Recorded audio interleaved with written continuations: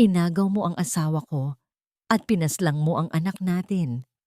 Habang suot ng ahas na si Carmi ang traheng pangkasal na tinahi ng sarili kong mga dugo ang kamay, malamig na nag-utos ang aking asawa.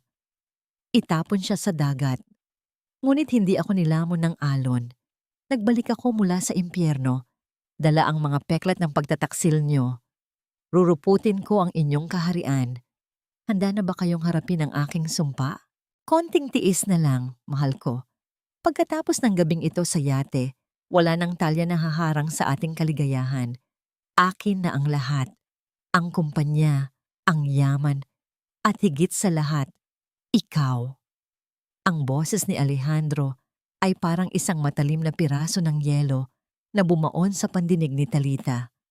Nakatayo siya sa madilim na pasilyo, yakap-yakap ang tumpok ng mamahaling sutla na tila ba ito ang tanging bagay na pumipigil sa kanya upang hindi tuluyang gumuho sa sahig. Ang bawat salitang narinig niya mula sa silid-aklatan ay tila mga lason na dahan-dahang pumapatay sa kanyang kaluluwa. Ang lalaking pinag-alayan niya ng kanyang buhay, ang asawang pinagkatiwalaan niya ng kanyang buong pagkatao, ay kasalukuyang nakikipagpalitan ng matatamis na salita sa ibang babae habang pinaplano ang kanyang pagkawala. Sa loob ng maliit at maalinsangang silid panahian, tanging ang mahinang paghinga ni Talitha ang maririnig sa gitna ng nakabibinging katahimikan. Ang kanyang mga mata, na pagod mula sa magdamag na pagtatrabaho, ay nakatuon sa puting trahe de boda na nakapatong sa kanyang kandungan. Ito ang damit na sinabi ni Alejandro na isusuot niya para sa kanilang ika-10 anibersaryo ng kasal. Sa loob ng 5 gabi, tiniis niya ang hapdi ng kanyang likod at ang panlalabo ng kanyang paningin upang isa-isang itahi ang mga kumikinang na perlas sa laylayan ng damit. Bawat tahi ay isang panalangin, bawat perlas ay isang alaala ng kanilang pagmamahalan na akala niya ay busilak at totoo. Ngunit ngayon, ang bawat hibla ng tela ay tila nagpapaalala sa kanya ng kanyang sariling kamangmangan. Isang matalim na kurot ng karayom ang bumaon sa dulo ng kanyang daliri nang manginig ang kanyang mga kamay. Hindi siya sumigaw. Ang sakit sa kanyang katawan ay wala pa sa kalingkingan ng hapdi sa kanyang dibdib. Isang maliit at mapulang butil ng dugo ang lumitaw sa kanyang balat at bago pa siya makakilos, dahan-dahan itong pumatak sa puting-puting tela ng damit. Pinanood ni Talitha kung paano nilamon ng mamahaling sutla ang kulay ng kanyang pagdurusa na tila isang mantsa na kailanman ay hindi na mabubura. Sa sandaling iyon, ang lahat ng kanyang pagsisikap, ang lahat ng kanyang pagtitiis sa ilalim ng malupit na pamamalakad ng pamilya Fuentebella ay nagmukhang isang malaking biro. Talia, ano pang ginagawa mo dyan? Ang bagal-bagal mo talagang kumilos, para kang pagong. Ang tinig ni Doña Salvacion ay umaling-aungaw sa pintuan, puno ng pangungutya at kawalan ng pakiramdam. Pumasok ang matanda na tila isang reyna. Ang kanyang mga mamahaling alahas ay kumikinang sa ilalim ng ilaw, kabaligtaran ng kupas at pawisang duster na suot ni Talitha. Siguraduhin mong tapos na yan bago tayo umalis para sa yate. Huwag mong ipapahiya ang anak ko sa harap ng mga bisita. Isinuot mo na ang mukha mong kaawa-awa. Huwag mo nang idamay ang reputasyon ng pamilyang ito. Yumuko si Talitha. Pilit na itinatago ang nanginginig niyang mga labi. Sanay na siya sa mga ganitong salita. Simula nang pumasok siya sa bahay na ito, ipinamukha na sa kanya na siya ay isang basahan lamang na pinalad na makatapak sa palasyo. Opo, Mama. Malapit na po itong matapos. Sagot niya sa isang boses na halos hindi na marinig. Isang boses na tila nanggagaling sa ilalim ng malalim na hukay. Mama? Huwag mo akong tawaging Mama dahil kahit kailan ay hindi kita itinuring na anak. Utang mo sa amin ang buhay mo, Talia. Kung hindi dahil sa yaman ni Alejandro, malamang ay namumulot ka pa rin ng basura sa kalsada gaya ng tatay mo. Dagdag pa ng matanda bago ito tumalikod at marahas na isinara ang pinto. Ang bawat hakbang ni Doña Salvacion sa sahig na kahoy ay tila mga pintig ng martilyo na nagpapatibay sa kabaong ng kanyang dangal. Nang muling mapag-isa, dahan-dahang ibinaba ni Talita ang kanyang kamay sa kanyang tiyan. Doon, sa ilalim ng kanyang palad, ay may isang lihim na tanging siya pa lamang ang nakakaalam. Isang maliit na buhay, isang anghel na akala niya ay magiging tulay upang muling mabuo ang kanilang nagkakagulong tahanan. Kinuha niya ang maliit na piraso ng papel mula sa kanyang bulsa. Ang resulta ng kanyang pagsusuri sa ospital noong isang araw, 6 na linggo. 6 na linggo na siyang nagdadala ng bunga ng kanilang pag-ibig o ang akala niyang pag-ibig. Anak, patawarin mo si nanay.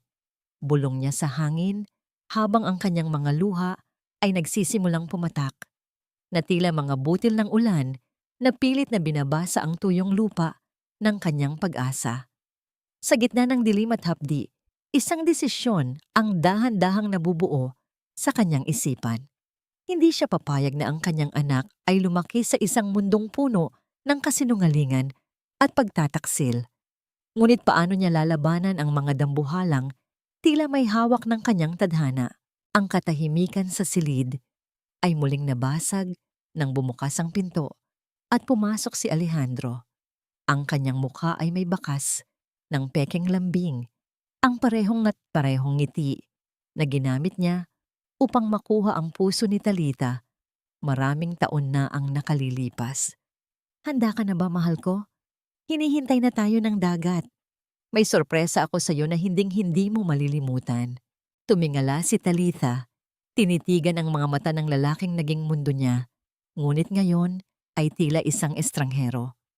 Sa likod ng kanyang mga mata, isang tanong ang paulit-ulit na umaalingaw-ngaw na tila isang sumpa.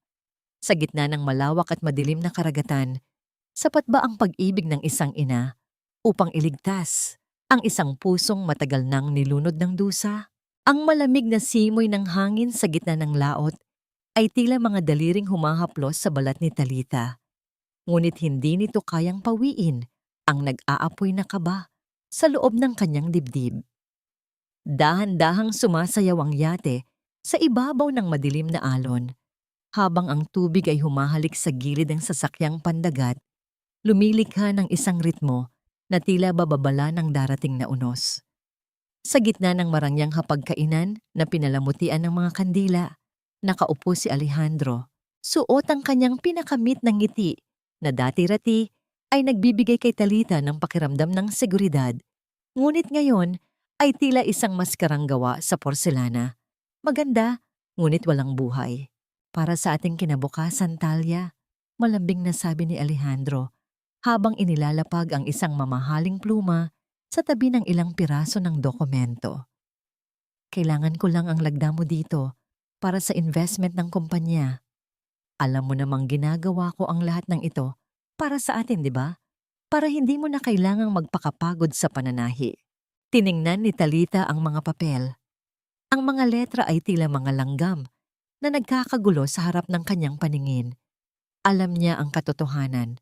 Alam niyang ang bawat salitang lumalabas sa bibig ng kanyang asawa ay isang patibong. Dahan-dahan niyang kinuha ang maliit na sobre mula sa kanyang bag at inilapag ito sa ibabaw ng mga dokumento. Ang kanyang mga kamay ay nanginginig, hindi dahil sa lamig, kundi dahil sa bigat ng katotohanang hawak niya. Alejandro, may mas mahalaga tayong dapat pag-usapan bago ko lagdaan ng anuman. Gusto kong malaman mo. Magiging tatay ka na. 6 na linggo na, mahal. Ang katahimikan na sumunod ay mas masakit pa sa anumang sampal. Ang nangiti sa mga labi ni Alejandro ay dahan-dahang naglaho. Pinalitan ng isang ekspresyong hindi mabasa, pagkagulat na may halong pagkadiri. Bago pa siya makapagsalita, ang tunog ng mabibigat na hakbang sa kahoy na sahig ng yate ay kumuha ng kanilang atensyon. Mula sa madilim na bahagi ng cabin, lumabas ang isang figura na tila isang multo mula sa nakaraan. Nanigas ang buong pagkatao ni Talita nang makita niya si Carmi, ngunit ang mas masakit, Ang mas nakakawasak ng puso ay ang suot ng babae. Iyon ang puting trahe de boda na pinagpuyatan ni Talitha, ang damit na may mantsa ng kanyang sariling dugo sa loob ng laylayan. Suot ito ni Carmi ng may pagmamalaki. Ang mga perlas na itinahi ni Talitha ay kumikinang sa ilalim ng liwanag ng buwan na tila ba kinukutya ang kanyang paghihirap. Ang ganda ng gawa mo, Talia. Tamang-tama ang sukat sa akin, sabi ni Carmi sa isang tinig na puno ng kamandag. Lumapit siya kay Alejandro at malambing na yumakap sa braso nito. Kinuha ni Carmi ang resulta ng ultrasound mula sa mesa at sa harap ng nanlilisik na mga mata ni Talitha, dahan-dahan niya itong pinunit sa maliliit na piraso. Ang mga piraso ng papel ay nagliparan sa hangin na tila mga talulot ng tuyong bulaklak na nahuhulog sa sahig. Alejandro, bakit? Halos pabulong na tanong ni Talitha. Ang kanyang boses ay nanginginig sa gitna ng nagbabadyang pag-iyak. Anak natin ito. Paano mo nagagawang saktan ako ng ganito? Tumingin si Alejandro sa kanya at sa pagkakataong ito, wala na ang maskara. Ang kanyang mga mata ay puno ng puot at pagkainip. Anak, sa tingin mo ba kailangan ko ng anak mula sa isang babaeng gaya mo? You're just a burden, Talia. Isang pabigat na matagal ko nang gustong alisin. Kung hindi lang dahil sa mga asset na nakapangalan sa'yo, matagal na kitang itinapon sa kalsada. Marahas niyang itinulak ang mga dokumento patungo sa kanya. Pirmahan mo na yan kung nais mong makaalis ng ligtas sa yating ito. Hindi ko pipirmahan yan. Matapang na sagot ni Talitha habang pilit na tumatayo. Kahit na ang kanyang mga tuhod ay parang jelly sa panghihina. Hindi ko hahayaang nakawin niyo ang kinabukasan ng anak ko. Ang hangin ay biglang lumakas at ang langit ay nagdilim habang ang mga unang patak ng ulan ay nagsimulang bumagsak, sumasama sa mga luhang dumadaloy sa pisngi ni Talitha. Ang yate ay marahas na humampas sa isang malaking alon na naging sanhi ng pagkawala ng balanse ni Talitha. Sa sandaling iyon, nakita niya ang pagkumpas ni Carmi kay Alejandro. Isang tahimik na utos na puno ng kamatayan. Lumapit si Alejandro. Ang kanyang mukha ay tila isang demonyo sa gitna ng kidlat na gumuguhit sa langit. Pasensya na, Talia. Pero sabi mo nga, kailangan nating tapusin ang lahat ng ito. Isang malakas na tulak ang naramdaman ni Talitha sa kanyang mga balikat. Ang kanyang katawan ay tumilapon pabalik, lampas sa mababang rehas ng yate. Sa mga huling segundo bago siya lamunin ng malamig at madilim na tubig, ang tanging nakita ni Talitha ay ang mukha ni Carmi na nakadungaw sa kanya mula sa itaas. Suot ang kanyang trahe de boda at ang malamig na mga mata ni Alejandro na tila ba nanonood lamang ng isang bagay na walang halaga. Ang huling naramdaman niya ay ang matinding bagsak sa malamig na tubig at ang nakakapasong hapdi na tila libu-libong karayom ang sabay-sabay na tumutusok sa kanyang balat, habang unti-unting lumalayo ang mga ilaw ng yate hanggang sa tuluyan iyong lamuniin ng dilim ng dagat. Sa gitna ng kailaliman, habang ang hangin ay unti-unting nauubos sa kanyang mga baga. Ang tanging hawak ni Talitha ay ang kanyang tiyan. Ang kanyang huling kaisipan ay hindi tungkol sa pagtataksil, kundi isang tahimik na panalangin para sa buhay na pilit niyang pinoprotektahan. Sapapat ba ang huling tibok ng isang pusong sawi upang labanan ang kamatayan sa ilalim ng malupit na karagatan, sa gitna ng malamig at walang hanggang kailaliman, habang unti-unting nawawala ang hangin sa kanyang mga baga, mahigpit na niyakap ni Talitha ang kanyang tiyan. Sa mga huling sandaling iyon, hindi pagtataksil ang sumagi sa kanyang isip, kundi isang tahimik na pagsusumamo para sa munting buhay na nasa kanyang sinapupunan. Ngunit sapat kaya ang huling tibok ng pusong sugatan upang malabanan ang malupit na yakap ng karagatan, kundi nag-aalok ng isang pagkakataong muling huminga. Si Mang Isko, ang matandang mangingisda na matagal nang pinagkaitan ng paningin ng tadhana, ang naging anghel na humila sa kanya mula sa matatalas na Baida Sanho. Sa kanyang mundo ng kadiliman, ang tanging gabay ni Mang Isko ay ang mahinang tibok ng puso ni Talita na tila isang kandilang pilit na lumalaban sa malakas na hangin. Lumipas ang mga araw na balot ng nag-aapoy na lagnat at mga bangungot ng nagngangalit na dagat. Nang muling imulat ni Talita ang kanyang mga mata sa loob ng barong-barong ni Mang Isko, ang unang sinalubong ng kanyang paningin ay ang bubong na gawa sa nipa na tila sumasayaw sa ihip ng hangin. Sinubukan niyang bumangon, ngunit ang kanyang katawan ay tila isang sirang kagamitan na tumatangging sumunod. Dahan-dahan niyang ibinaba ang kanyang nanginginig na kamay patungo sa kanyang tiyan, ang lugar kung saan nanahan ang kanyang tanging pag-asa. Ngunit sa halip na ang dating kagaanan at init, isang nakabibihinging kawalan at lamig ang sumalubong sa kanyang palad. Doon, sa ilalim ng magaspang na kumot, napagtanto ni Talita na ang munting anghel na kanyang ipinaglaban ay tuluyan ng binawi ng malupit na karagatan. Isang matinding hikbi ang kumawala sa kanyang dibdib, ngunit walang tunog na lumabas sa kanyang mga labi. Sinubukan niyang sumigaw, tawagin ang pangalan ng kanyang anak, at isumpa ang tadhana. Subalit ang kanyang lalamunan ay tila punong-puno ng matatalas na bubog. Ang tubig dagat at ang matinding impeksyon ay tuluyang nagnakaw sa kanyang boses.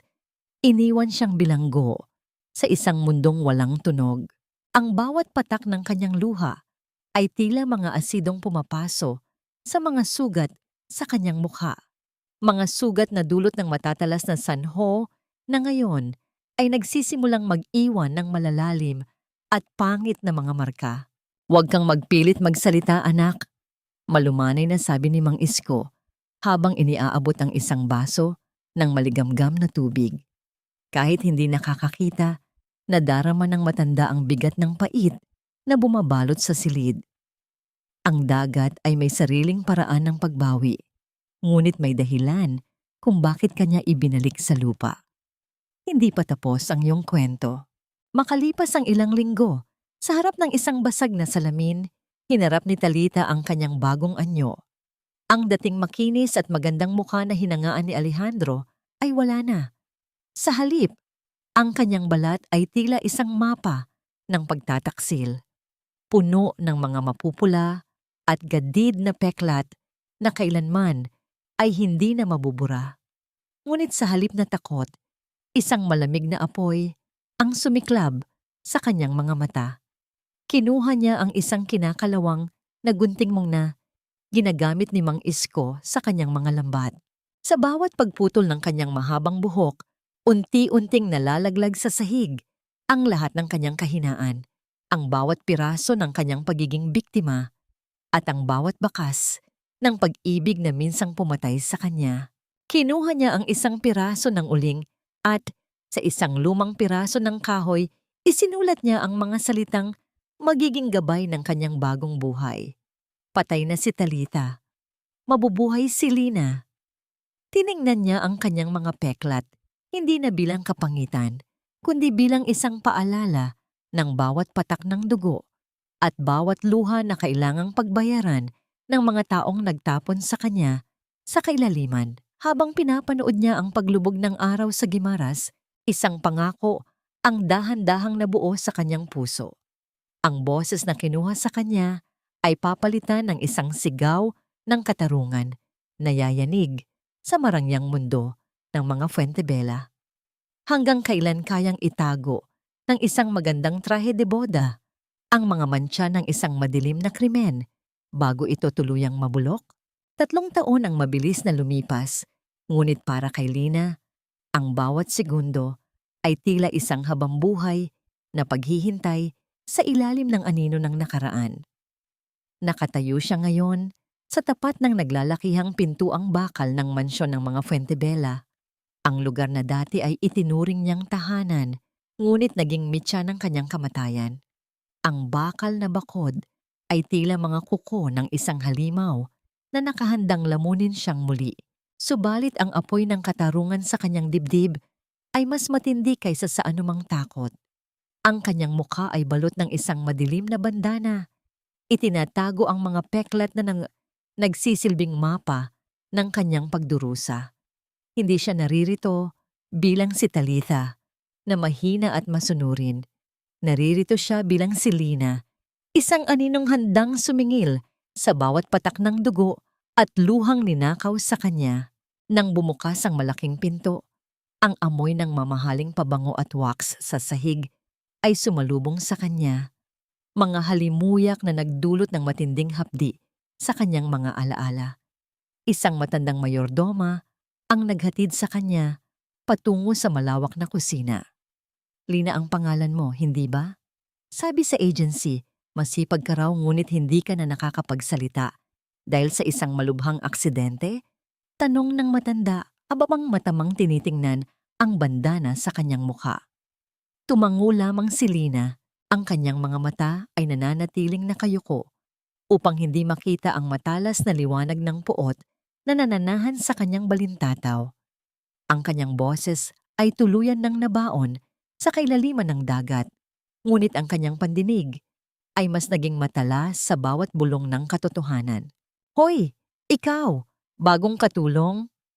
Ang tinig na yon ay tila isang kagat ng ahas na bumaon sa pandinig ni Lina. Pababa ng marangyang hagdan si Carmi.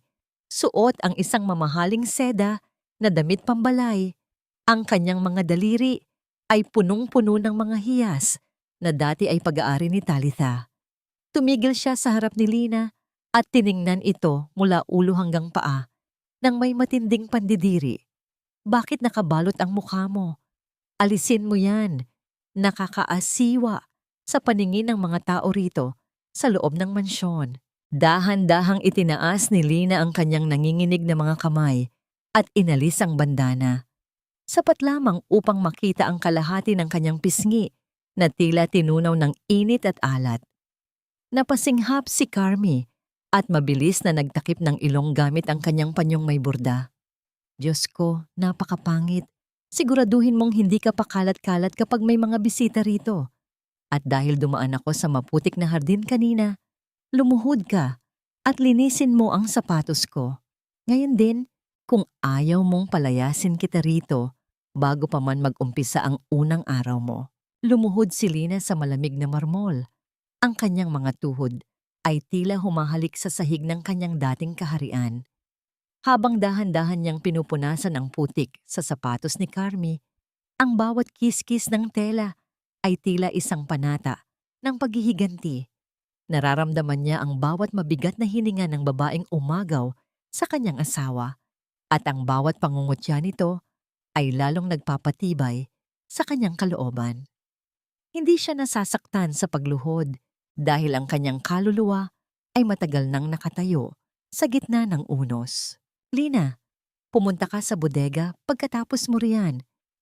Utos naman ni Doña Salvacion na kararating lamang mula sa itaas. Ang kanyang mukha ay puno ng pekeng awit ng kabanalan. Ilabas mo lahat ng mga lumang gamit ng babaeng iyon, ang dating asawa ni Alejandro na nagpakamatay dahil sa sarili niyang kahibangan. Sunugin mo ang lahat ng yon sa likod ng bahay. Ayaw kong may matira kahit isang bakas ng kahirapan at kamalasan sa mansyong ito. Maswerte ka dahil pinayagan kitang magtrabaho rito kahit ganyan ang hitsura mo. Sa loob ng madilim at maalikabok na bodega, nakita ni Lina ang kanyang lumang sewing kit, ang mga tela na hindi niya natapos, at ang isang maliit na sapatos ng sanggol na binili niya ng palihim noon. Niyakap niya ang maliit na sapatos sa kanyang dibdib. Ang kanyang buong katawan ay nanginginig sa pigil na pag-iyak na walang tunog na lumalabas. Bawat gamit na inilalagay niya sa naglalagablab na apoy sa labas ay tila isang bahagi ng kanyang lumang pagkatao na tuluyan ng nagiging abo. Ngunit mula sa mga abong yon ay sumisibol ang isang bagong uri ng tapang. Nang utusan siyang maglinis sa kwarto ni na Alejandro at Carmi, tila huminto ang pag-ikot ng mundo ni Lina. Sa ibabaw ng lamesa sa tabi ng kama, nakalagay ang isang malaking frame ng kanilang bagong portrait. Si Carmi ay nakasuot ng puting trahe de boda na tinahi ni Talitha. Ang kanyang kamay ay nakahawak sa braso ni Alejandro nang may pagmamalaki. Ang mantsa ng dugo sa loob ng laylayan ay maaaring nalinisan na, ngunit para kay Lina, ang damit na yon ay sumisigaw pa rin ng isang karumal-dumal na krimen. Ang hapdi sa kanyang puso ay mas matindi pa sa mga sugat sa kanyang mukha habang tinititigan ng lalaking dati ay kanyang sinamba, na ngayon ay masayang kapiling ang kumuha sa lahat ng sa kanya. Hating gabi na, nang ang mansyon ay mabalot ng nakabibinging katahimikan, tanging ang mahinang paghampas ng mga sanga ng puno sa bintana ang maririnig sa paligid. Bit-bit ang isang maliit na ilawan. Dahan-dahang tinahak ni Lina ang daan patungo sa silid-aklatan ni Alejandro. Alam niya kung saan nakatago ang susi ng mga drawer. Nang bumukas ang pintuan, ang amoy ng lumang papel at tabako ay tila sumakal sa kanyang pandinig. Mabilis niyang binuksan ang cabinet at nakita ang isang asul na folder na may titulong Financial Records ng Fuentebella Shipping. Gamit ang kanyang lumang cellphone, isa-isa niyang kinuhanan ng larawan ang mga dokumento na nagpapatunay ng mga peking utang at iligal na transaksyon na ginawa ni na Alejandro at Carmi gamit ang kanyang pangalan noong siya ay naririto pa. Sa gitna ng kanyang pagmamadali, ang katahimikan ng gabi ay biglang nabasag ng isang tunog mula sa labas ng pintuan. Narinig ni Lina ang mabibigat na hakbang ng mga sapatos na papunta sa kanyang kinaroroonan. Ang tunog ng metal na susi na ipinapasok sa kandado ay tila isang hatol ng kamatayan na nagpabilis sa tibok ng kanyang puso. Nanigas si Lina sa kanyang kinatatayuan, ang kanyang hininga ay tila naputol habang ang hawakan ng pinto ay dahan-dahang umiikot. Walang mapagtataguan sa loob ng maliit na espasyo at ang anino ng taong papasok ay dahan-dahang humahaba sa sahig, papalapit sa lihim na kanyang pilit na binubuksan. Ang bawat mabilis na pintig ng puso ni Lina ay tila isang tambol na nagbababala ng panganib sa gitna ng madilim na silid-aklatan. Sa isang iglap, mabilis siyang sumisid sa ilalim ng malaki at mabigat na lamesang mahogani. Ang kanyang katawan ay pilit na pinaliit habang ang kanyang mukha ay halos sumayad na sa malamig na alpombra. Ang tunog ng pagpihit ng kandado ng pinto ay dahan-dahang bumasag sa katahimikan ng gabi, na sinundan ng mabibigat na hakbang na pumasok sa loob. Sa halip na ang boses ni Alejandro, ang narinig ni Lina ay ang tuyot na pag-ubo ni Doña Salvacion. Mula sa kanyang pinagtataguan, nakita ni Lina ang mga paa ng matanda na dahan-dahang lumalapit sa dulo ng lamesa. Ang bawat kalansing ng mga susi na hawak nito ay tila mga tinik na tumutusok sa pandinig ni Lina. Nakita niya ang mga kamay ng matanda, mga kamay na kulubot at tila mga kuko ng buwitre, habang dahan-dahang binubuksan ang isa sa mga lihim na drawer ni Alejandro. Doon ay kumuha ang matanda ng ilang tumpok ng pera at mabilis na isinilid sa loob ng kanyang damit. Isang mapait na ngiti ang gumuhit sa isipan ni Lina sa likod ng kanyang bandana. Maging ang ina ay nagnanakaw sa sariling anak sa loob ng tahanang puno ng pagkukunwari. Ang tensyon sa loob ng silid ay biglang naputol ng ang tunog ng pagbasag ng mga porselana sa labas ng pasilyo ay mabulabog sa katahimikan ng gabi. Ang matinding ingay ng mga basag na kagamitan ay naging dahilan upang magitla si Doña Salvacion at mabilis na lumabas ng silid upang tingnan ang nangyari. Nang muling mabalot ng katahimikan ng paligid, dahan-dahang lumabas si Lina mula sa ilalim ng lamesa. Ang kanyang buong katawan ay basang-basa ng malamig na pawis. Alam niyang si Manang Rosa ang gumawa ng ingay na yon. Ang buseng laging nag-aalaga sa kanya sa mga oras ng panganib. Hindi na nag-aksaya ng panahon si Lina. Mabilis siyang lumabas at bumalik sa kanyang maliit na kwarto. Bit-bit ang mga larawan ng ebidensya na kanyang nakuha, habang ang kanyang kamay ay mahigpit na nakakuyom sa kanyang dibdib. Kinabukasan, sa ilalim ng maliwanag na sikat ng araw, na tila ba hindi saksi sa mga krimen ng gabing nagdaan, Inihanda ni Lina ang almusal sa malawak na silid kainan. Ang bawat paglalapag niya ng mga pinggan sa ibabaw ng lamesa ay puno ng pag-iingat. Ngunit ang kanyang mga mata ay nananatiling nakatuon sa bawat galaw ni na Alejandro at Carmi. Ang mag-asawa ay kasalukuyang nasa gitna ng isang mainit na pagtatalo. Kailangan natin ng mas malaking budget para sa resort, Alejandro. Hindi sapat ang perang nakuha natin mula sa insurance ni Talitha. Asik ni Carmi habang marahas na hinihiwa ang kanyang pagkain. Ang mukha ni Alejandro ay bakas ng pagkapagod at inis. Ibinigay ko na ang lahat, Carmi. Ang kumpanya ay unti-unti nang nalulunod sa utang dahil sa mga kapritsyo mo. Ang panunood sa kanila ay nagbigay kay Lina ng isang uri ng kasiyahan. Ang kanilang relasyon na itinayo sa ibabaw ng bangkay ng kanyang kaligayahan ay nagsisimula na ring mabulok mula sa loob. Habang nililinis ni Lina ang pinagkainan sa labas ng patio, napansin niya ang isang piraso ng papel na nalaglag mula sa bag ni Carmi. Dahan-dahan niya itong pinulot at itinago sa kanyang bulsa. Nang makahanap siya ng pagkakataong mapag-isa, binasa niya ang nakasulat. Ito ay isang resibo ng wire transfer patungo sa isang taong nagngangalang Ramon. Ang pangalang iyon ay tila isang kidlat na tumama sa kanyang alaala. Si Ramon ang tauhan sa yate na tumalikod sa kanya noong gabing pusyad siya ni Alejandro sa dagat. Ang ebidensyang ito ang magpapatunay na ang lahat ay pinagplanuhan, na ang kanyang kamatayan ay binayaran ng malaking halaga. Nang dumating ang oras ng merienda, inutusan ni Lina na magdala ng mainit na kape sa sala kung saan nagpapahinga si Carmi. Habang dahan-dahang inilalapag ni Lina ang tasa sa harap ng babae, isang biglaang pagkumpas ng kamay ni Carmi ang naging dahilan upang tumagilid ang tasa. Ang mainit at umuusok na kape ay direktang tumapon sa kamay ni Lina, na naging sanhi ng matinding hapdi at pamumula ng kanyang balat. Napakalampa mo talaga. Tumingin ka nga sa dinadaanan mo. Duling ka na rin ba gaya ng kapangitan mo?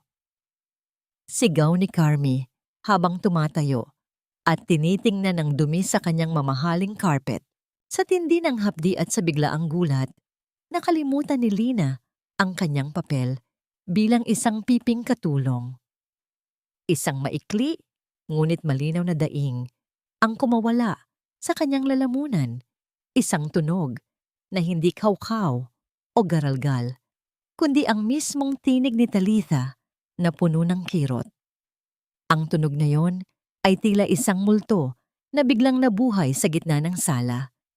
Natigilan si Carmi, ang kanyang mga mata ay dahan-dahang lumaki habang nakatitig sa nakayukong si Lina.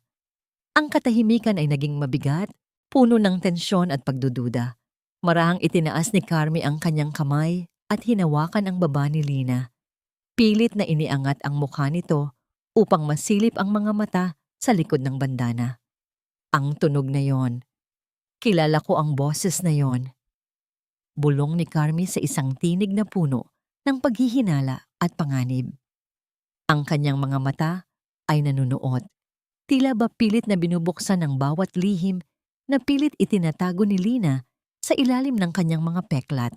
Ang matatalas na kuko ni Carmi ay bumaon sa balat ni Lina habang pilit nitong iniangat ang kanyang mukha. Isang kilos na puno ng paghamak at lumalalang pagdududa. Ang bawat segundo ng katahimikan ay tila isang lubid na unti-unting sumasakal sa hininga ni Lina. Alam niyang isang pagkakamali lamang ay guguho ang lahat ng kanyang pinaghirapan. Sa halip na sumagot ng maayos, pinilit ni Lina na maglabas ng isang nakapanindig balahibong tunog mula sa kanyang lalamunan. Isang garalgal, batila kinakalawang na hininga na hindi mawari kung galing sa tao o sa isang nasirang makina. Itinuro niya ang kanyang leeg nang may panginginig. Ipinahihiwatig ang pinsalang tinamo ng kanyang boses mula sa aksidenteng pilit niyang ikinukubli. Napakadiri mo talaga. Huwag mo akong hahawakan ng maruming kamay mo. Asik ni Carmi habang marahas na itinulak ang mukha ni Lina palayo na tila ba ang hawakan ng balat nito ay isang uri ng lason. Kumuha ang babae ng tissue at madiing pinunasan ng kanyang mga daliri. Ang kanyang muka ay lukot sa pandidiri. Umalis ka na sa harap ko, bago ko pa makalimutang kailangan namin ng katulong at palayasin kita rito sa kalsada. Ayusin mo ang sarili mo dahil may darating na mahalagang panauhin si Alejandro. Dahan-dahang tumayo si Lina. Ang kanyang mga tuhod ay tila gawa sa marupok na kawayan sa tindi ng panghihina. Habang naglalakad palayo, naramdaman niya ang matitinding titig ni Carmi sa kanyang likuran. Tila ba sinusubukan nitong butasin ang kanyang pagkatao sa pamamagitan lamang ng paningin. Ngunit ang tensyong ito ay pansamantalang naputol nang ang tunog ng gulong ng sasakyan na dahan-dahang humihinto sa labas ng mansyon ay umalingaw-ngaw sa paligid. Ito na ang pagdating ni Attorney Rafael Calumpang, ang lalaking naging tanging sandigan ng katarungan para sa pamilya ni Lina noon, ang abogado na hindi kailanman naniwala sa kwentong nagpakamatay si Talitha Montserrat.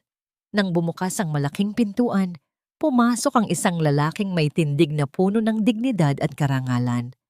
Ang kanyang mga mata ay matalas, tila ba nakikita ang mga lihim na pilit itinatago ng marangyang pader ng mga Fuentebella. Inutusan ni Doña Salvacion si Lina na magdala ng malamig na tubig at kape sa sala.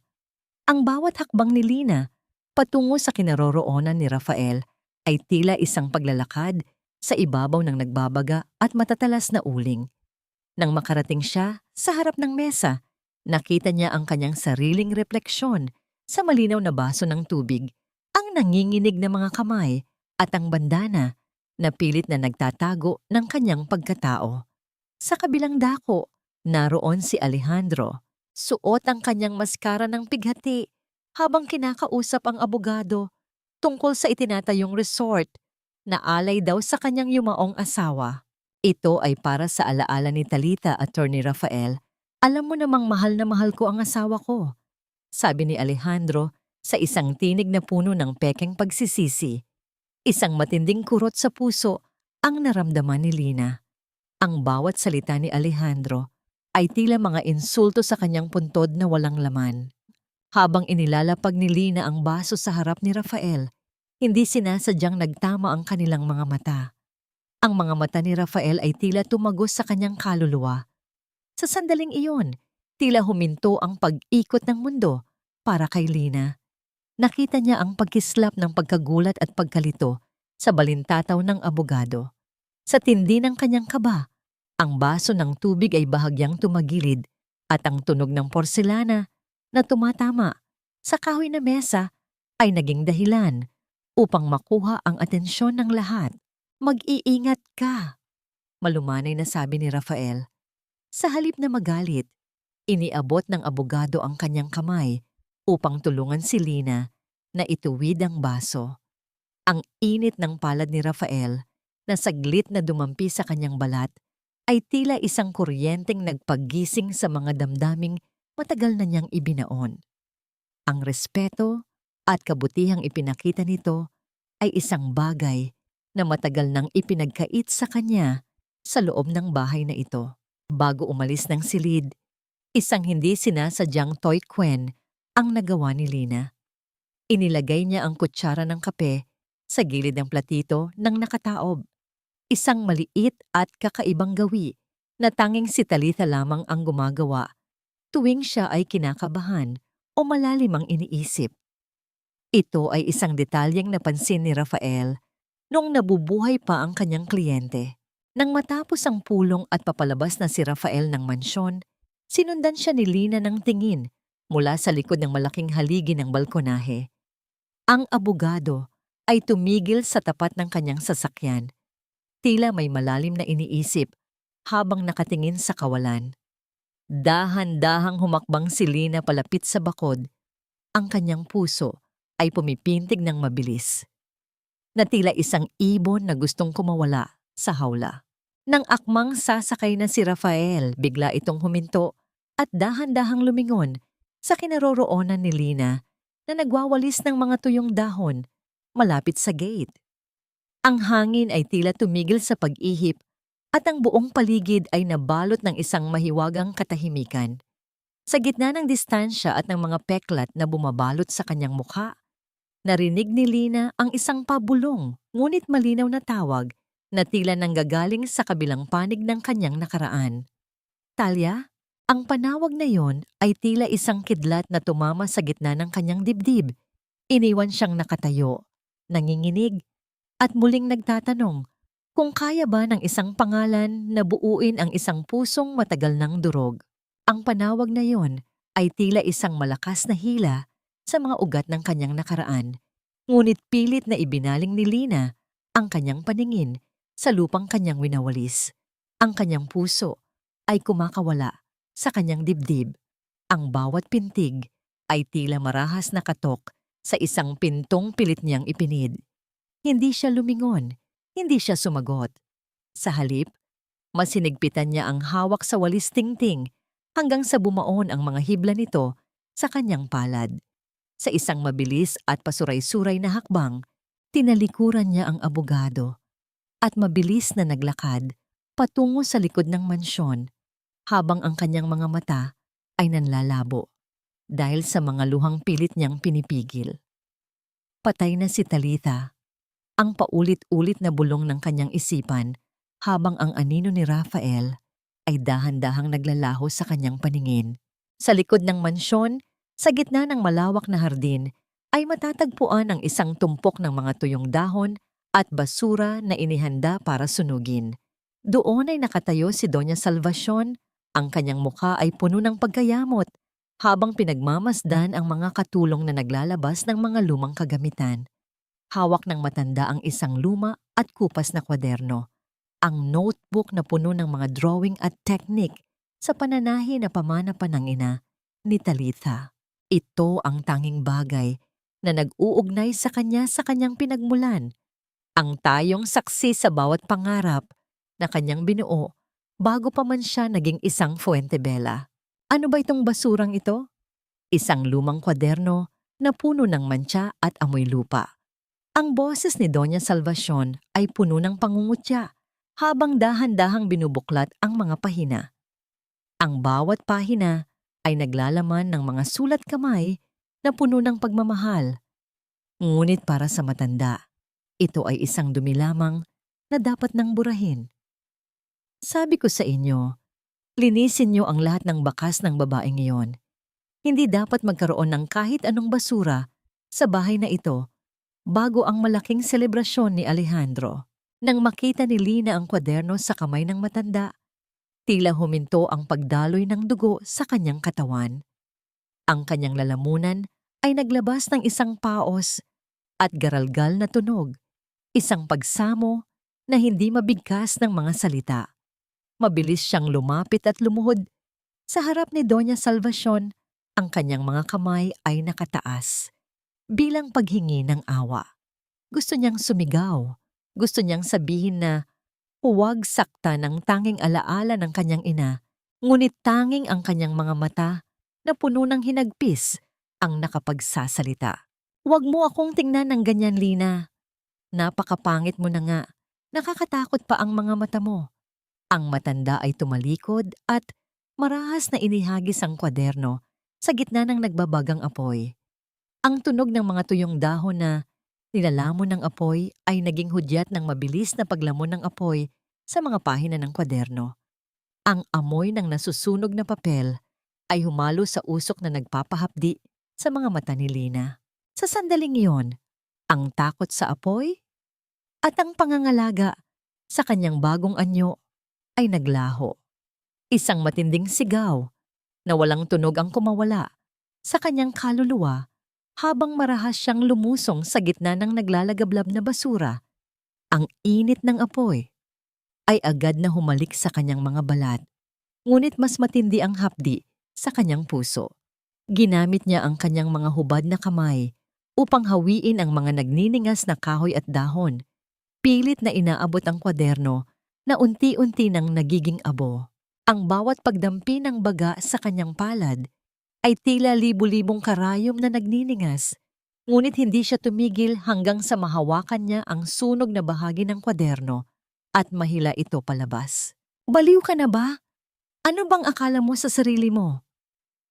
Ang sigaw ni Doña Salvacion ay tila nanggagaling sa malayo, habang si Lina ay nakasalampak sa lupa. Yakap-yakap ang mainit at umuusok pang kwaderno sa kanyang dibdib.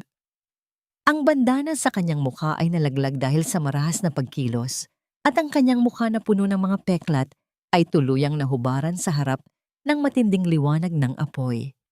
Ang bawat hibla ng kanyang buhok ay amoy usok, at ang kanyang mga daliri ay nanginginig sa tindi ng sakit at emosyon.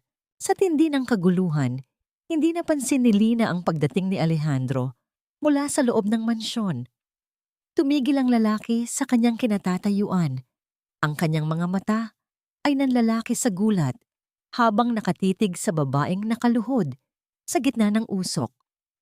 Sa pagkakadapa ni Lina, ang kanyang mga manggas ay umatras, at sa ilalim ng liwanag ng dapit hapon, ang isang kakaibang peklat sa kanyang sotay. Isang peklat na may hugis na kailanman ay hindi malilimutan ni Alejandro, ay malinaw na nakalantad. Dahan-dahang lumapit si Alejandro, ang bawat hakbang niya sa tuyong damo ay tila mga pintig ng hatol. Hinablot niya ang braso ni Lina at marahas na iniharap ito sa kanya. Ang mga mata ni Alejandro ay nagsimulang maghanap ng katotohanan sa gitna ng mga peklat sa mukha ng babae, habang ang kanyang boses ay tila isang malamig na bulong na nagmumula sa kailaliman ng isang madilim na lihim. Ang peklat na ito, tanging isang tao lang ang mayroon nito. Ang boses ni Alejandro ay nanginginig sa pagitan ng takot at galit. Inilapit niya ang kanyang mukha sa mukha ni Lina. Ang kanyang hininga ay humahaplos sa mga sugat na dulot ng apoy at dagat. Sino ka ba talaga? Bakit mo hawak ang gamit ng asawa ko? Ang katahimikan sa paligid ay tila naging isang mabigat na pader na pumapalibot sa kanila, habang si Lina ay nananatiling nakatitig sa mga mata ng lalaking pumatay sa kanya. Hawak ang huling piraso ng kanyang nakaraan sa gitna ng nagbabagang tadhana. Ang bawat segundo ng katahimikan sa pagitan ni Alejandro at ng nakaluhod na si Lina ay tila isang matalim na gulok na nakabitin sa manipis na hibla ng tadhana. Ang higpit ng pagkakahawak ni Alejandro sa nanginginig na braso ni Lina ay nagdulot ng panibagong hapdi sa kanyang mga paso. Ngunit ang mas matinding kirot ay ang paraan ng pagtitig ng lalaki sa hugis buwang peklat sa kanyang pulso. Sa ilalim ng nag-aagaw na liwanag ng apoy at ng papalubog na araw, ang lihim na 3 taon niyang iningatan ay tila dahan-dahang nalulusaw. Ang hininga ni Alejandro ay mabigat at puno ng kalituhan, habang ang pawis ay gumagapang sa kanyang noo. Ngunit bago pa man makapagsalita muli si Alejandro, isang matinis na sigaw ang bumasag sa tensyon ng paligid. Mula sa madilim na bahagi ng kusina ay mabilis na lumabas si Manang Rosa, ang matandang buse na tila nawawala sa sarili habang may dalang isang pinggang porselana na sadyang binitiwan sa semento na nagresulta sa pagsabog ng mga piraso nito sa paligid ng kanilang mga paa. Magnanakaw! Magnanakaw ang babaeng yan. Yang sigaw ni Manang Rosa habang itinuturo si Lina ng may nanginginig na daliri. Ang matanda ay mabilis na lumapit at marahas na hinila si Lina mula sa pagkakahawak ni Alejandro, na tila ba isang galit na inahing manok na pilit inilalayo ang kanyang sisiw mula sa panganib. Ano ba ang sinasabi mo, Manang Rosa? Nakakunot noong tanong ni Alejandro. Ang kanyang atensyon ay pansamantalang naagaw ng kaguluhan. Nakita ko siyang kinuha ang singsing ni Carmi sa loob ng banyo kanina. At ngayon, heto siya, nanggugulo rito sa labas at pilit na kinukuha ang mga basurang dapat nang sunugin. Ang sunod-sunod na sumbat ni Manang Rosa habang pilit na kinakaladkad si Lina palayo sa apoy at patungo sa mga kwarto ng mga gianyan. Dahil sa gulat at sa bigat ng mga akusasyon ni Manang Rosa, hindi na nagawang habulin ni Alejandro ang kanyang hinala. Iniwan siyang nakatayo sa gitna ng usok habang ang kanyang isipan ay pilit na pinagdidikit ang mga piraso ng isang puzzle na hindi niya maunawaan. Sa loob ng maliit at masikip na silid ni Lina, ang katahimikan ay tila isang malambot na kumot na bumalot sa kanilang dalawa. Nang masiguradong wala nang nakakakita, dahan-dahang binitawan ni Manang Rosa ang braso ni Lina at mabilis na isinarado ang pinto. Ang matanda ay humarap sa kanya.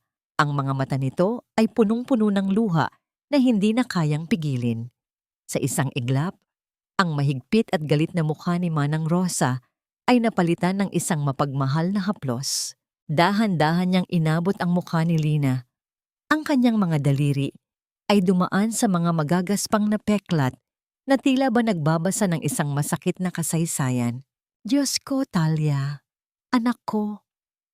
Ang boses ni Manang Rosa ay tila isang pabulong na panalangin, puno ng pait at matinding awa. Anong ginawa nila sa iyo, anak? Bakit kailangan mong pagdaanan ng ganitong impyerno? Sa gitna ng dilim, ang puso ni Lina ay tila muling nabuhay. Ang matagal na niyang kinalimutang pangalan ay naging isang himig na nagpabagsak sa lahat ng kanyang pader. Hindi siya makapagsalita, ngunit ang kanyang mga balikat ay nagsimulang gumuho habang isinusubsob niya ang kanyang mukha sa mga palad ni Manang Rosa.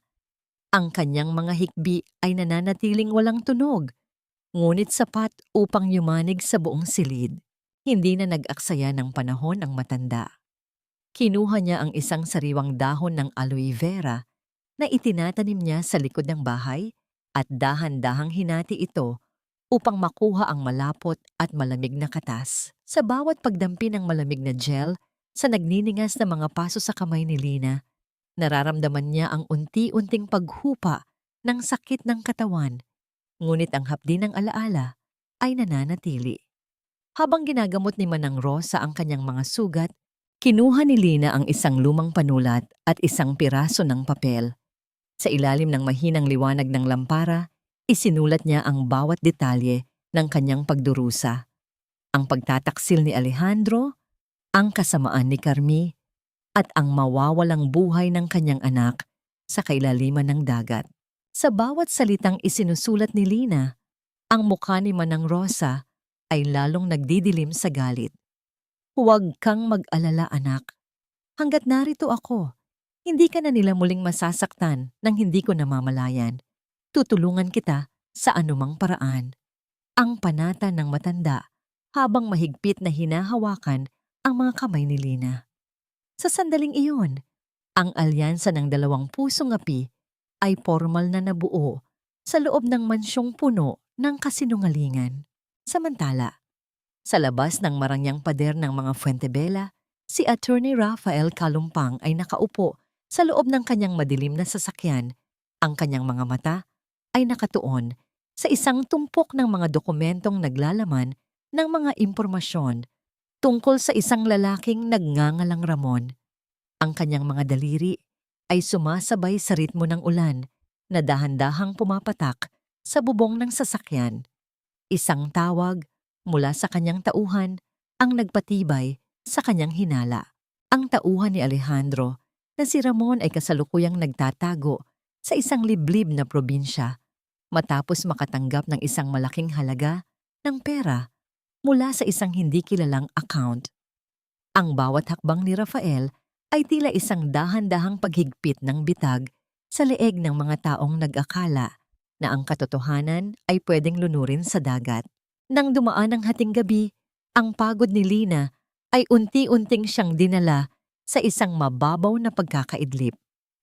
Ngunit ang kanyang kapayapaan ay biglang nabasag ng ang kanyang lumang cellphone na nakatago sa ilalim ng unan ay naglabas ng isang mahinang liwanag. Isang maikling mensahe mula sa isang numerong hindi kilala ang bumulaga sa kanyang paningin. Ang mga salitang nakasulat doon ay tila isang malamig na hangin na nagpabuhay sa lahat ng kanyang takot. Alam ko kung sino ka talaga. Magkita tayo bukas sa lumang simbahan kung ayaw mong ibunyag ko ang iyong lihim sa lahat. Nanigas si Lina sa kanyang kinahihigaan. Ang kanyang mga mata ay nananatiling nakatitig sa maningning na screen ng telepono habang ang kadiliman sa paligid ay tila nagkakaroon ng mga mata. Sa gitna ng labanang ito para sa katarungan, sino ang taong ito na tila nakamasid sa bawat galaw niya?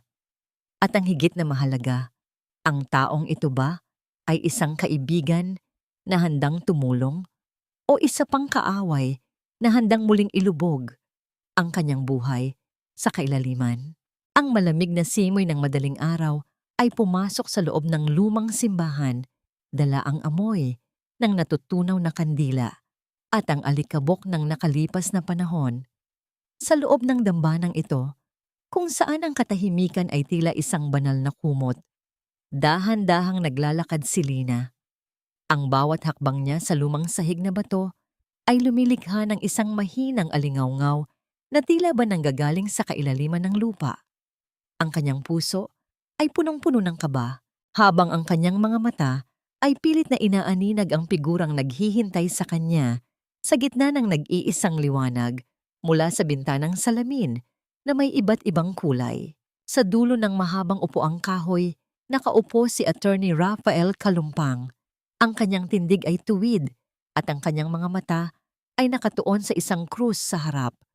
Ngunit ang kanyang isipan ay malinaw na abala sa isang malalim na palaisipan. Nang makaramdam siya ng presensya ng ibang tao, dahan-dahan siyang lumingon.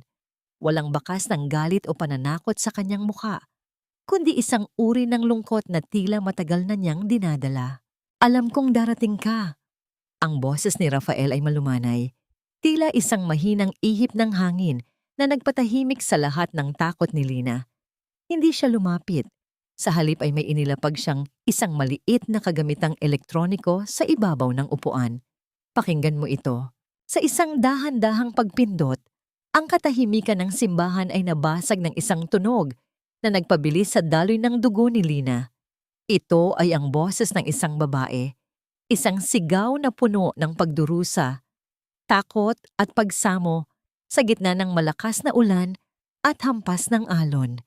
Iyon ang kanyang sariling boses nung gabing pushed siya ni Alejandro sa dagat.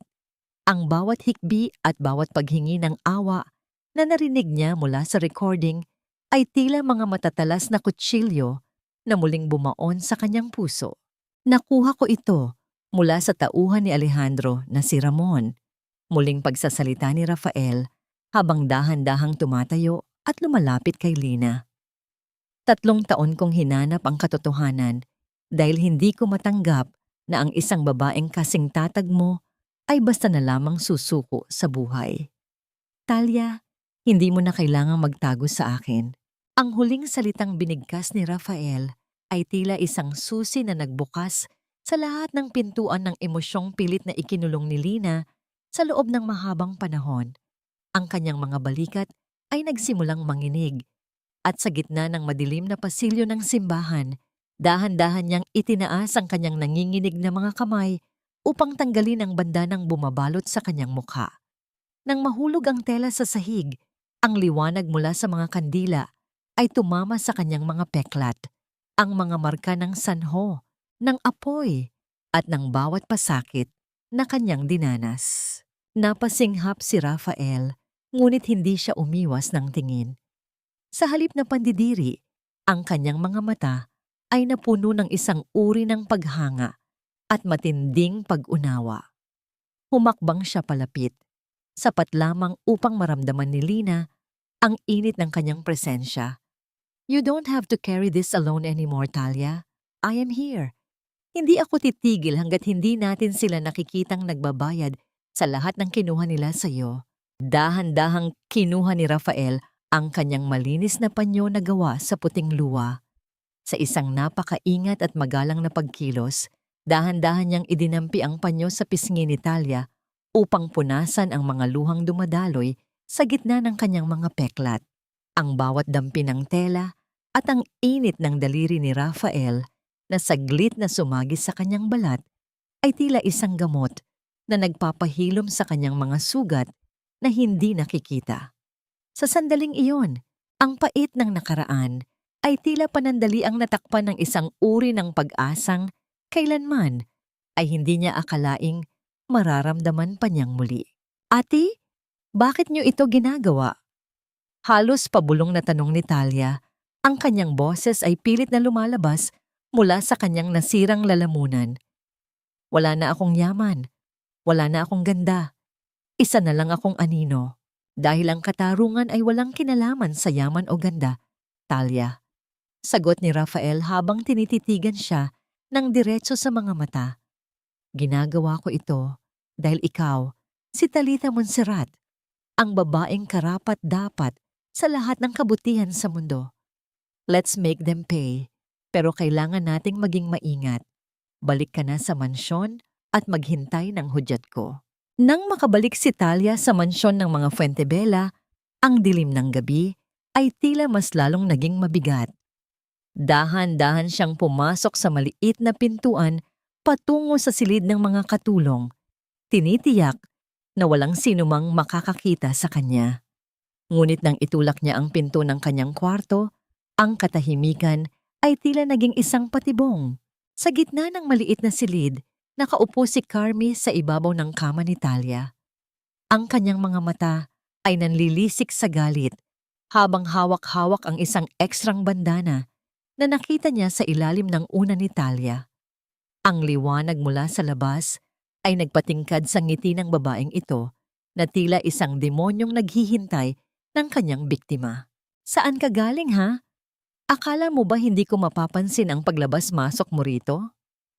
Ang boses ni Carmi ay tila isang hagupit ng latigo na bumaon sa pandinig ni Talia. Dahan-dahang tumayo si Carmi at lumapit sa kanya.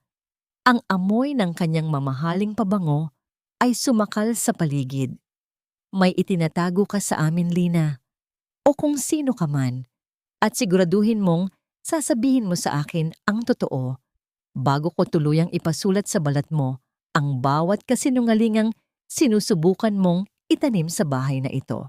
Naniga si Talia sa kanyang kinatatayuan habang ang matatalas na kuko ni Carmi ay dahan-dahang gumagapang sa gilid ng kanyang leeg. Tila ba naghahanap ng isang dahilan upang tuluyan siyang saktan.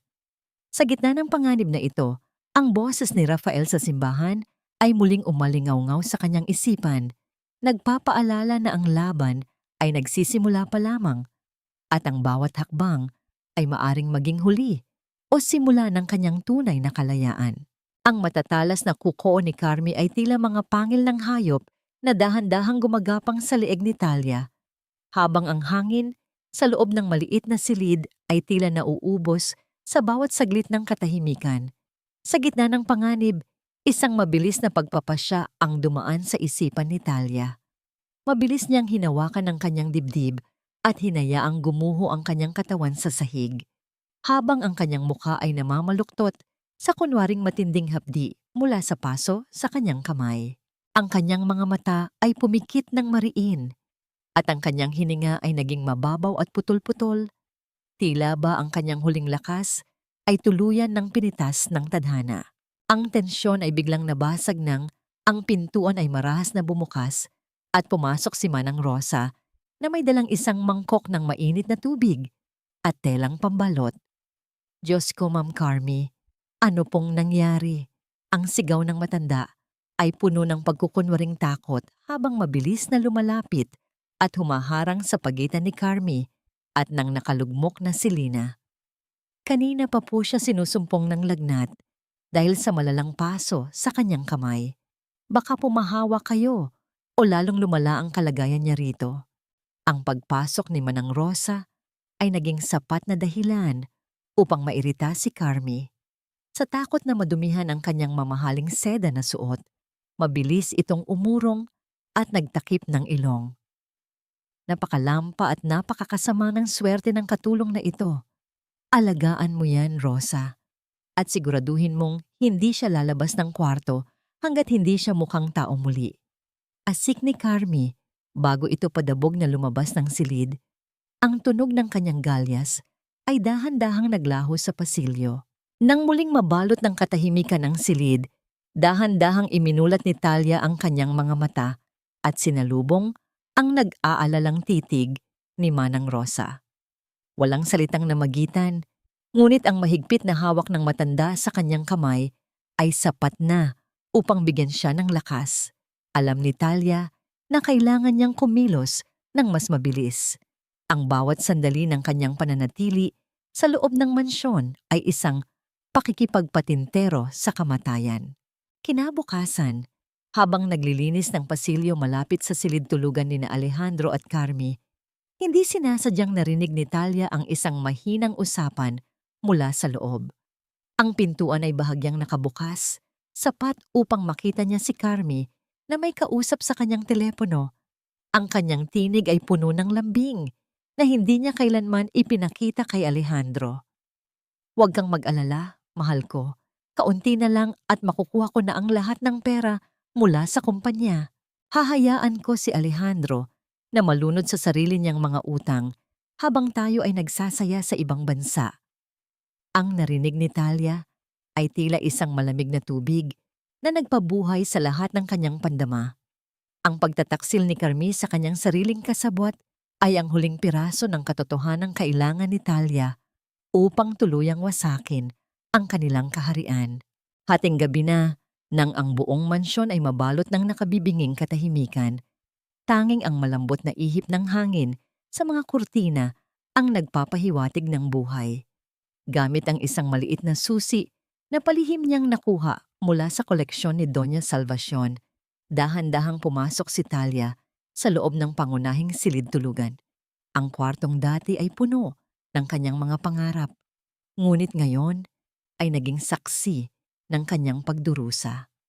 Ang amoy ng pabango ni Carmi ay sumakal sa kanyang pandinig, ngunit pilit niyang tinuon ang kanyang pansin sa malaking vault na nakatago sa likod ng isang painting. Dahan-dahang inikot ni Talia ang numero ng kandado. Ang bawat paggalaw ng metal sa loob ay tila isang malakas na pintig sa kanyang pandinig. Nang sa wakas ay bumukas ang pintuan ng vault, ang kanyang mga mata ay agad na nakakita ng isang maliit na itim na flash drive.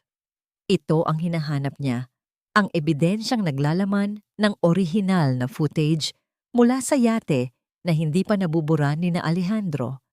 Sa panginginig ng kanyang mga kamay, mabilis niyang isinilid ang flash drive sa kanyang bulsa. Ngunit ang kanyang tagumpay ay tila panandalian lamang. Ang katahimikan ng gabi ay biglang nabasag ng tunog ng pagpihit ng pintuan sa banyo. Nanigas ang buong pagkatao ni Talia. Mabilis siyang lumingon at nakita ang anino ni Alejandro na papalabas. Ang kanyang buhok ay gulo-gulo at ang kanyang mga mata ay naniningkit sa gitna ng antok. Walang ibang mapagtataguan sa loob ng malawak na silid. Sa isang mabilis at tahimik na kilos, isiniksik ni Talia ang kanyang sarili sa pagitan ng mabigat na aparador at ng pader. Pinipigil ang kanyang paghinga hanggang sa maramdaman niya ang matinding hapdi sa kanyang mga baga. Naglakad si Alejandro patungo sa kanyang kama, ngunit bigla itong huminto sa tapat ng vault na naiwang bahagyang nakabukas. Ang kanyang mukha ay napuno ng pagkalito at mabilis na dumako ang kanyang tingin sa paligid ng silid. "Carmi, ikaw ba yan?" Ang boses ni Alejandro ay paos at puno ng hinala. Dahan-dahang lumapit ang lalaki sa kinaroroonan ni Talia. Ang bawat hakbang nito sa sahig na kahoy ay tila isang mabigat na hatol na nagpapabilis sa tibok ng puso ni Talia. Sa gitna ng nakabibinging tensyon, naramdaman ni Talia ang isang mahinang pag-alog sa loob ng kanyang apron na nakapatong sa malapit na upuan. Ang kanyang telepono ay tumatanggap ng isang mensahe. Ang mahinang pag-vibrate ng aparato sa ibabaw ng kahoy ay lumikha ng isang ritmo na tila ba sumisigaw ng kanyang kinaroroonan. Huminto si Alejandro sa harap mismo ng apron. Ang kanyang kamay ay dahan-dahang bumababa upang abutin ang tela, habang si Talia ay nakapikit, nakahanda ng harapin ang kanyang katapusan sa gitna ng dilim na unti-unti nang nilalamon ng katotohanan. Ang bawat butil ng pawis na gumagapang sa noo ni Talia ay tila mga patak ng asidong nagpapahapdi sa kanyang balat habang nakikiramdam sa bawat paggalaw ni Alejandro. Ang kamay ng lalaki ay dahan-dahang bumababa Ang mga daliri nito ay halos sumagi na sa tela ng apron kung saan nanginginig ang teleponong naglalabas ng mahinang ritmo ng pag-vibrate sa ibabaw ng kahoy na upuan. Sa sandaling iyon, ang hininga ni Talia ay tila naputol. Ang kanyang puso ay tumitibok ng marahas sa loob ng kanyang dibdib na tila isang ibong nagpupumiglas sa isang masikip na hawla.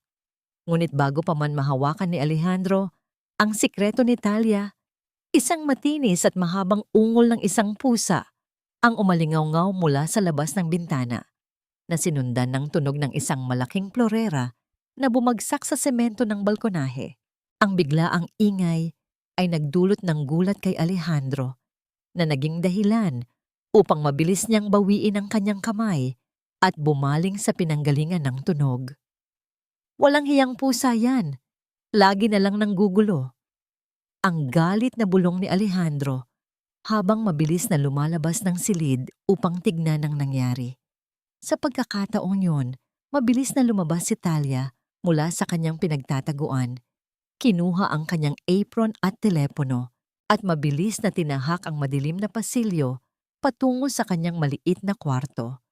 Ang kanyang katawan ay nanginginig sa tindi ng kaba, ngunit ang kanyang kanang kamay ay mahigpit na nakakuyom sa maliit na flash drive na nasa loob ng kanyang bulsa, ang susi na magpapabagsak sa kaharian ng mga Fuentebella. Kinabukasan, sa gitna ng ingay at gulo ng palengke, muling nagtagpo ang landas ni Natalia at Attorney Rafael. Sa ilalim ng isang lumang tolda, habang nagpapanggap na bumibili ng mga sariwang gulay, dahan-dahang inabot ni Talia ang flash drive kay Rafael. Walang gaanong salitang namagitan sa kanila, tanging ang matitinding titig na puno ng pangako at pag-unawa. Hawak na natin ang lahat, Talia. Ang pabulong na sabi ni Rafael, ang kanyang tinig ay puno ng katiyakan. Ang bawat pekeng dokumento, ang mga nakaw na yaman, at ang video ng gabing iyon, lahat ay nakahanda na para sa pagsingil ng tadhana. Isang bahagyang namangiti ang gumuhit sa mga labi ni Rafael, isang nangiting nagbigay kay Talia ng isang uri ng init na matagal na niyang hindi nararamdaman, isang pakiramdam na tila ba ang kanyang mga peklat ay dahan-dahang hinahaplos ng katarungan. Habang ang mansyon ay abala sa paghahanda para sa engranding gala ng Kaitrong Resort, ang atmosfera sa loob ay puno ng kaplastikan at kasakiman. Si Doña Salvacion ay abala sa pagpili ng kanyang pinakamamamalaking alahas. Ang bawat kislap ng ginto ay tila sumasalamin sa kanyang pagiging ganid. Samantala, si Carmi ay paulit-ulit na humaharap sa salamin. Suot ang isang marangyang gown na gawa sa mamahaling tela, na tila ba ang kagandahang panlabas ay kayang takpan ng baho ng kanyang kaluluwa. Ang tawanan at ingay ng mga serbidor na nag-aayos ng mga bulaklak ay tila mga insulto sa bawat sakripisyong ginawa ni Talia sa loob ng bahay na yon. Sa huling gabi bago ang malaking kaganapan, nagtungo si Talia sa madilim at maalikabok na bodega. Doon, sa ilalim ng mahinang liwanag ng isang mitya, muling humawak ng karayom si Talia. Ngunit sa pagkakataong ito, hindi siya nananahi para sa iba. Ang kanyang mga kamay ay gumagalaw ng may tiyak na direksyon. Pinagdudugtong ang mga natirang piraso ng puting tela mula sa kanyang nakaraan. Ang kakaiba sa kanyang ginagawa ay ang kulay ng sinulid na kanyang gamit. Isang matingkad at mapulang sinulid na tila daloy ng dugo sa ibabaw ng puting sutla. Bawat tusok ng karayom ay isang pag-alala sa bawat patak ng dugo na nawala sa kanya, sa bawat luhang natuyo sa kailaliman ng dagat, at sa anak na kailanman ay hindi niya mahahawakan. Ang damit na ito, ang kanyang magiging baluti, ang kanyang sagisag ng pagbangon mula sa mga abo ng pagtataksil. Bago sumikat ang araw ng gala, pinuntahan ni Talia si Manang Rosa sa kusina. Ang dalawang babae ay nagyakap ng mahigpit, isang yakap na puno ng pamamaalam at pasasalamat. Manang, kailangan mo nang umalis bago magsimula ang gabi. Ang kankan na bulong ni Talia. Ayaw kong madamay ka sa gulo. Kunin mo ang mga gamit mo at pumunta ka sa address na ibinigay ni Rafael. Doon ka muna magtago. Ang mga mata ni Manang Rosa ay puno ng luha habang hinahaplos ang mukha ni Talia. Mag-iingat ka, anak. Huwag mong hahayaang lamunin ka ng galit. Tandaan mo na narito kami para sa'yo. Sa huling pagkakataon, tiningnan ni Talia ang kusinang naging saksi ng kanyang paghihirap. Bago siya dahan-dahang lumabas, bitbit ang kanyang bagong pagkatao. Ang gabi ng gala ay dumating na may kasamang malakas na pagbuhos ng ulan. Ngunit hindi nito napigilan ang pagdating ng mga mararangyang sasakyan sa harap ng resort. Ang ingay ng musika at ang tawanan ng mga elitistang panauhin ay umalingaw-ngaw sa buong paligid. Sa gitna ng kislap ng mga ilaw at ng yabang ng pamilya Fuentebella, isang sasakyang taxi ang dahan-dahang huminto sa malayong bahagi ng entrance. Isang babae ang bumaba, suot ang isang puting damit na puno ng mga pulang tahi na tila mga sugat na naghihilom. Ang kanyang muka ay wala ng bandana, hinahayaan ang bawat peklat na masilayan ng mundo sa ilalim ng malamig na liwanag ng buwan. Ang kanyang bawat hakbang ay puno ng dignidad. Ang tunog ng kanyang sapatos sa basang kalsada ay tila isang babala ng paparating na unos na tuluyang wawasak sa lahat ng kasinungalingan. Ang katanungang nananatili sa bawat patak ng ulan ay ito: handa na ba ang mundo na makita ang katotohanang pilit ibinaon sa ilalim ng dagat? O ang liwanag ba ng gala ay muling magiging tabing para sa isa pang madilim na krimen? Ang bawat kislap ng mga kristal na nakabitin sa malawak na bulwagan ay tila mga nanunuot na mata na nagmamasid sa bawat pagkukunwari ng mga taong naroroon. Ang amoy ng mamahaling alak at ang halimuyak ng mga sariwang bulaklak ay sumasakal sa hangin, habang ang mga mararangyang kasuotan ng mga panauhin ay kumikinang sa ilalim ng mga gintong ilaw. Sa gitna ng entablado, nakatayo si Alejandro. Suot ang isang itim na tuksido na tila ba ay simbolo ng kanyang tagumpay, habang sa tabi niya ay si Carmi na nagniningning sa kanyang mga hiyas. Ang kanilang mga ngiti ay tila gawa sa porselana, makinis, makinang, ngunit walang kahit anong bakas ng kaluluwa. Ang gabing ito ay hindi lamang para sa pagbubukas ng ating bagong resort. Ang boses ni Alejandro ay umalingaw-ngaw sa buong hall, puno ng pekeng emosyon na tila ba ensayado sa harap ng salamin. Inaalay ko ang tagumpay na ito sa aking yumaong asawa, si Talitha. Kahit wala na siya, ang kanyang alaala ang nagbigay sa akin ng lakas upang itayo ang pangarap na ito. Isang mapait na ngiti ang gumuhit sa mga labi ng ilang nakakaalam ng katotohanan, habang ang karamihan ay naglabas ng mahinang bulungan ng paghanga sa katapatan ng biyudong negosyante. Sa isang sulok, si Attorney Rafael Kalumpang ay tahimik na nakatayo. Ang kanyang mga kamay ay nakapasok sa kanyang bulsa, habang ang kanyang matatalas na mata ay nakatuon sa control booth sa itaas. Sa isang bahagyang tango ng kanyang ulo, ang plano na buwan nilang pinaghandaan ni Talia ay dahan-dahan nang kumikilos.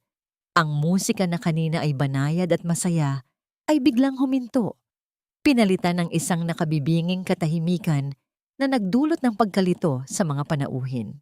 Ang malawak na monitor sa likuran ni Alejandro, na dapat sana ay magpapakita ng mga larawan ng resort, ay biglang nagbago. Sa halip na magagandang tanawin, isang malabo at madilim na video ang lumabas. Ang footage mula sa security camera ng yate noong gabing push ni Alejandro ang kanyang asawa.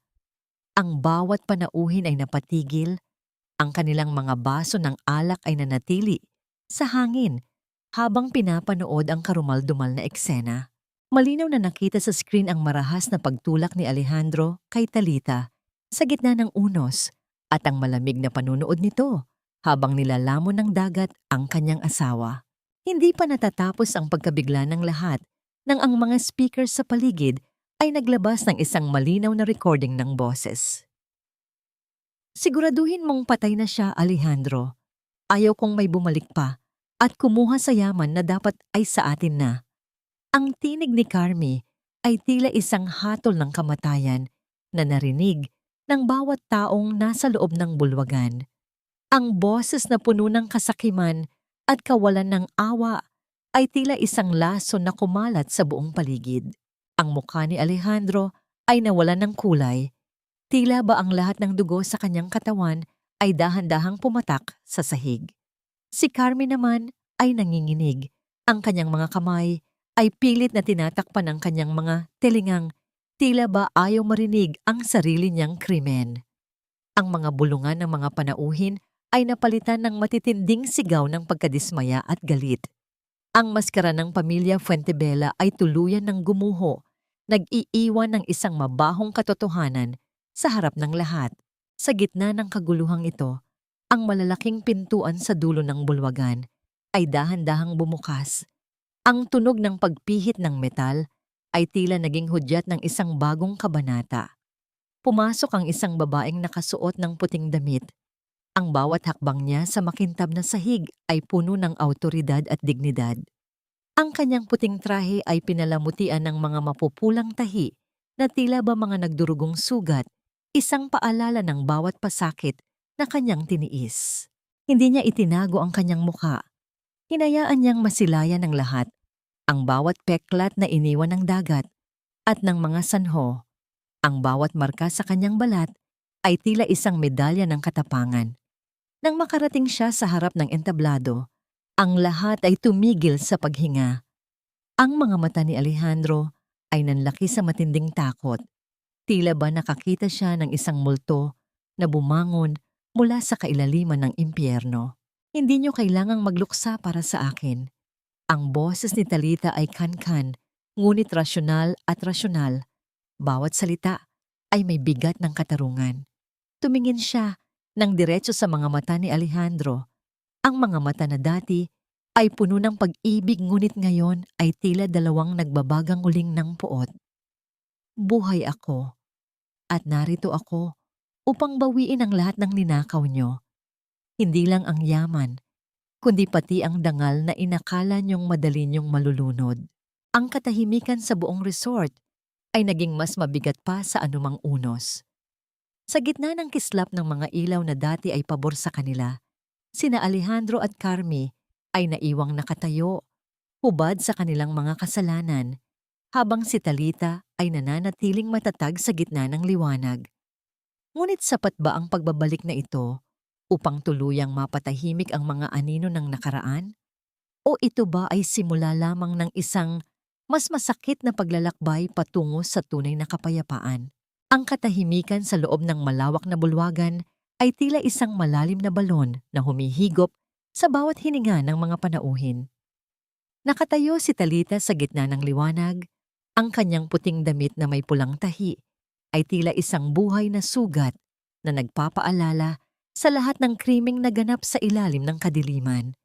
Ang kanyang mga mata na dati ay puno ng pagsuko, ngayon ay tila dalawang nagniningning na bituin na nagbibigay ng hatol sa mga nagkasala. Sa harap niya, si Alejandro ay dahan-dahang napaatras hanggang sa tumama ang kanyang likod sa malamig na pader ng entablado. Ang kanyang mukha ay nawalan ng kulay, tila isang bangkay na pilit na ibinabalik sa kabaong. Dahan-dahang humakbang si Talita patungo kay Carmi. Ang bawat tunog ng kanyang sapatos sa makintab na sahig ay tila isang mabigat na pintig ng katarungan. Si Carmi ay nanginginig, ang kanyang mga kamay ay pilit na inaayos ang nagulong buhok, habang ang kanyang mga mata ay naghahanap ng anumang mapagtataguan. Hindi kumurap si Talitha. Nang marating niya ang tapat ng babaeng umagaw sa lahat ng sa kanya, itinaas niya ang kanyang kamay, hindi upang manakit, kundi upang abutin ang kumikinang na tiara na nakapatong sa ulo ni Carmi. Sa isang marahang kilos, hinugot ni Talita ang hiyas na naging sanhi ng pagkalagas ng ilang hibla ng buhok ni Carmi. Sukat na sukat sa iyo ang pagiging magnanakaw, Carmi. Ang boses ni Talita ay kan-kan, ngunit punong-puno ng awtoridad na nagpatahimik sa buong paligid. Ninanakaw mo ang asawa, ninanakaw mo ang yaman, At maging ang trahe de boda na tinahi ng sarili kong mga kamay ay pilit mong isinuot. Ngunit kahit anong hiyas ang ilagay mo sa iyong katawan, hindi nito mababago ang katotohanang ikaw ay isang aninong nabubuhay sa dumi. Binitiwan ni Talitha ang tiara at ang tunog ng mamahaling metal na tumama sa semento ay naging hudyat ng pagtatapos ng karangyaan ni Carmi. Sa gilid ng entablado, pumasok si Attorney Rafael Calumpang kasama ang ilang mga opisyal ng pulisya. Ang tunog ng kanilang mabibigat na sapatos sa marmol ay tila isang hukbo ng katarungan na dumarating upang linisin ang lugar. Everything is under control, Talitha. Ang seryosong pahayag ni Rafael habang tinitingnan ang mga dokumentong hawak niya. Alejandro Fuentebella, you are under arrest for frustrated murder, falsification of documents, and insurance fraud. Carmi Villarreal, you are being charged as an accessory and for qualified theft. Ang tunog ng bakal na naglalapat sa mga pulso ni na Alejandro at Carmi ay umalingaw-ngaw sa buong bulwagan. Isang tunog na tila musika sa pandinig ng mga taong matagal ng biktima ng kanilang kasakiman. Sinubukan ni Alejandro na lumapit kay Talitha. Ang kanyang mga mata ay puno ng pekeng luha at desperasyon. Talia, please, I'm sorry. Let's talk about this. Remember our family? Remember the utang na loob you have for my mother. Iyang pagmamakaawa niya ay tila isang malansang amoy na nagpasinghap sa mga nanonood. Tumingin si Talitha sa lalaking dati ay naging mundo niya. Wala na akong utang na loob sa mga demonyo, Alejandro. Ang tanging utang na mayroon ako ay sa sarili ko at sa anak na pinatay niyo sa kailaliman ng dagat. Ang bawat peklat sa aking muka ay isang pirma ng iyong kalupitan. Go ahead, Alejandro. Dalhin niyo sa kulungan ang inyong hiya. Sa bawat salitang binibigkas ni Talitha, ang kanyang puso ay tila dahan-dahang gumagaan. Ang bawat bigat na dinala niya sa loob ng 3 taon ay unti-unting sumasama sa usok ng nakaraan. Hindi rin nakaligtas si Doña Salvacion. Ang matanda ay nakatayo sa isang sulok, pilit na itinatago ang kanyang mukha sa mga kamera ng media. Ngunit ang bawat flash ng ilaw ay tila humahubad sa kanyang dangal. Ang hiya na pilit niyang iningatan sa pamamagitan ng krimen ay tuluyan ng naging abong ipinapadpad ng hangin. Wala nang gustong lumapit sa kanya. Wala nang gustong bumati. Ang palasyong itinayo niya sa kasinungalingan ay tuluyan ng gumuho. Nang mailabas na ang mga salarin, lumapit si Rafael kay Talitha. Ang abogado ay hindi nagsalita. Ngunit ang paraan ng kanyang pagtitig ay puno ng respeto at isang uri ng paghanga na nagpainit sa malamig na gabi ni Talitha. Nagawa mo, Talitha. Bawi na ang lahat, bulong ni Rafael. Dahan-dahan niyang kinuha ang coat niya at isinuot sa mga balikat ni Talitha. Isang kilos ng proteksyon na matagal nang hindi nararamdaman ng babae.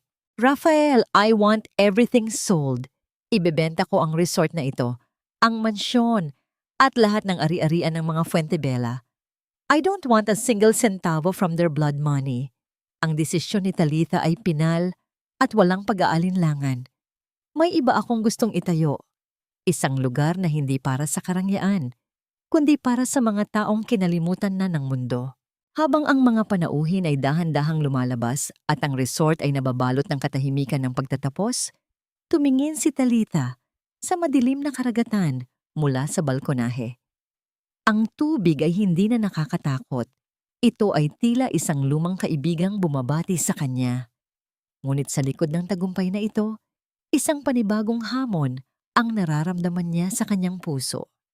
Paano niya itatayo ang isang bagong buhay sa ibabaw ng mga guho ng nakaraan at handa na ba siyang buksan muli ang kanyang puso para sa isang taong laging nasa tabi niya sa gitna ng dilim? Lumipas ang mga buwan at ang dating marangyang mansyon ng mga Fuentebella ay naging mistulang isang malaking libingan ng mga pangarap na itinayo sa kasinungalingan. Ang malalaking pintuang kahoy na dati ay simbolo ng kapangyarihan ay nabalutan na ng alikabok at ang karatula ng pag-aari na nakapaskil sa labas ay nagpahiwatig na ang lahat ay nabenta na sa ilalim ng subasta. Wala na ang kislap ng mga kristal, wala na ang ingay ng mga elitistang panauhin. Ang tanging natira ay ang malamig na ihip ng hangin na naglalakbay sa mga bakanting pasilyo. Si Doña Salvacion, na dati ay hindi matapakan ng dumi ang mga paa, ay kasalukuyang naninirahan sa isang maliit at madilim na paupahan sa isang liblib na barangay. Ang kanyang mga mamahaling alahas ay isa-isang naisangla para lamang may maipakain sa sarili. Ang bawat pagbukas niya ng kanyang lumang jewelry box na wala ng laman ay tila isang malakas na sampal ng katotohanan. Ang hiya na pilit niyang itinago sa pamamagitan ng krimen ay naging isang habambuhay na parusa ng pag-iisa at kahirapan. Sa loob ng malamig at sementadong silid ng hukuman, ang huling hatol ay binasa na tila babawat salita ay isang pako na ibinabaon sa krus nina Alejandro at Carmi. Suot ang kanilang mga kulay kahel na uniforme, ang dalawa ay hindi na magkatinginan. Wala na ang lambing, wala na ang alyansa. Sa halip, ang tanging namamagitan sa kanila ay ang matinding puot at panunumbat. Ang pagtama ng kahoy na martilyo ng hukom sa ibabaw ng lamesa ay naging hudyat ng kanilang habambuhay na pagkabilanggo. Habang dahan-dahang isinasara ang mabigat na pintong bakal ng kanilang selda, ang tunog ng metal na naglalapat ay tila isang huling paalam sa mundong kanilang nilustay. Doon, sa likod ng mga rehas, kailangang harapin nina Alejandro at Carmi ang bawat anino ng kanilang kasalanan, habang ang kanilang mga pangalan ay unti-unting binubura ng panahon sa alaala ng mga taong dati ay kanilang hinamak. Bumalik si Talitha sa dalampasigan ng Iloilo, sa mismong lugar kung saan ang langit at dagat ay nagtatagpo. Ang araw ay dahan-dahang lumulubog, nag-iiwan ng kulay ube at gintong liwanag sa ibabaw ng mga alon. Hawak ni Talitha ang isang Nanhua Cook Trang, isang simbolo ng kalinisan at ng isang buhay na hindi kailanman nabigyan ng pagkakataong huminga. Dahan-dahan siyang lumusong sa tubig hanggang sa maramdaman niya ang lamig ng dagat sa kanyang mga binti. Sa bawat paghampas ng alon, nararamdaman niya ang paghupa ng galit sa kanyang dibdib. Anak, sa wakas ay payapa na tayo, pabulong niyang sabi habang ang kanyang boses ay tila sumasabay sa himig ng hangin. Inilit niya ang bulaklak sa tubig at pinanood itong dahan-dahang tangayin ng alon patungo sa malayo. Ang kanyang mga luha ay pumatak, ngunit sa pagkakataong ito, hindi na ito luha ng pait, kundi luha ng pagpapalaya. Ang katarungan ay nakamit na at ang bawat peklat sa kanyang puso ay nagsisimula ng maghilom sa ilalim ng haplos ng kapatawaran para sa kanyang sarili. Isang hapon, habang si Talitha ay nag-aayos ng kanyang mga huling gamit sa isang maliit na hotel, narinig niya ang mahinang katok sa kanyang pinto. Nang buksan niya ito, ang kanyang puso ay tila tumalon sa tuwa nang makita ang pamilyar na mukha ni Mang Isko na inalalaya ni Attorney Rafael. Ang matandang mangingisda ay may bitbit na isang maliit na bayong ng mga sariwang prutas mula sa Gimaras. Kahit hindi nakakakita, ang nangiti sa mga labi ni Mang Isko ay tila nagbibigay ng liwanag sa buong silid. Anak, narinig ko ang lahat. Alam kong matatag ka, pero masaya akong makitang nakatayo ka na muli sa sarili mong mga paa, sabi ng matanda habang dahan-dahang hinahaplos ang buhok ni Talitha. Ang pakiramdam ng magaspang na palad ni Mang Isko ay nagpaalala kay Talitha na sa gitna ng lahat ng dumi ng mundo, may mga tao pa ring may busilak na puso na handang magmahal nang walang hinihintay na kapalit. Bago ang kanyang nakatakdang pag-alis, pinuntahan ni Talitha si Manang Rosa sa maliit na bahay na binili niya para sa matanda. Ang views ay hindi mapigilan ng pag-iyak habang tinatanggap ang isang passbook ng bangko na naglalaman ng sapat na halaga para sa kanyang buong pagtanda. Manang, hindi ito pambayad sa ginawa mo. Ito ay tanda ng aking utang na loob na hindi kailanman matatapos, sabi ni Talitha habang mahigpit na niyayakap ang matanda. Ang pagsasara ng kabanatang ito ay hindi nangangahulugan ng pagkalimot, kundi ang paglipat sa isang pahina kung saan ang bawat sakripisyo ay nagbunga ng kaligayahan. Sa bawat hakbang ni Talitha, palayo sa mansyon at sa lungsod na naging saksi ng kanyang pagdurusa, ang bigat ng nakaraan ay tila unti-unting napapalitan ng isang magaan na pakiramdam ng pag-asa. Bitbit ang kanyang bag, tumayo si Talitha sa gilid ng pantalan habang naghihintay ng barko patungong Gimaras. Ang hangin ay amoy asin at kalayaan. Sa tabi niya, si Rafael ay tahimik na nakatayo. Ang kanyang mga mata ay nakatuon sa malawak na asul na karagatan. "Handa ka na ba, Talitha?" Tanong ng abogado sa isang malumanay na tinig na tila ba ayaw basagin ang katahimikan ng sandaling iyon. Tumingin si Talitha sa kanya at tumango ng may tiwala. Ang barko ay dahan-dahang naglabas ng usok at ang tunog ng makina nito ay naging hudyat ng pagsisimula ng kanyang paglalakbay. Habang lumalayo ang pampang, tiningnan ni Talitha ang kanyang mga kamay. Ang mga kamay na dati ay tahi ng tahi para sa kaligayahan ng iba, ngayon ay handa na ring bumuo ng kanyang sariling mundo. Ano kaya ang naghihintay sa kanya sa kabilang panig ng dagat? At sapat ba ang katahimikan ng Gimaras upang tuluyang mapawi ang bawat pangungulila sa kanyang puso? Ang sariwang amoy ng mga dahon ng bakawan at ang alat ng hangin mula sa dagat ay dahan-dahang humahalo sa loob ng Linas Haven. Ang siyongmay na itinayo ni Talitha sa pampang ng Gimaras. Ang tunog ng mga makina na sabay-sabay na tumatakbo, ang mabilis na pagdaan ng mga karayom sa makakapal na tela, ay tila isang maayos na kanta ng pagsisikap at pag-asa. Sa loob ng malawak na silid na ito, hindi lamang mga damit ang binubuo. Dito ay muling pinagdudugtong ang mga pangarap ng mga kababaihang dati ay biktima ng karahasan at pang-aapi. Ang tawanan at mahinang usapan ng mga mananahi ay pumapalit sa bawat buntong hininga ng hirap na nagbibigay ng bagong buhay sa bawat sulok ng gusali. Nakatayo si Talitha sa gitna ng silid, pinagmamasdan ng isang batang babae na maingat na naglalagay ng burda sa isang telang luwa. Nakikita ni Talitha ang kanyang sarili sa mga matang iyon. Mga matang dati ay puno ng takot at pag-aalinlangan. Dahan-dahan siyang lumapit at ipinatong ang kanyang kamay sa balikat ng babae. "Huwag mong madaliin. Bawat tahi ay may sariling kwento." Malumanay niyang sabi sa kanyang tinig na kahit paos ay puno ng kalinga. Ang bawat punit sa tela ay kayang ayusin basta't may pasensya ka at pagmamahal sa ginagawa mo. Ang baptay ni Talitha ay nakalantad. Hindi na itinatago ang mga peklat na dati ay itinuring niyang sumpa. Ngayon, ang mga markang iyon ay nagsisilbing patunay na ang isang sugat, gaano man kalalim, ay kayang maging isang bahagi ng kagandahan.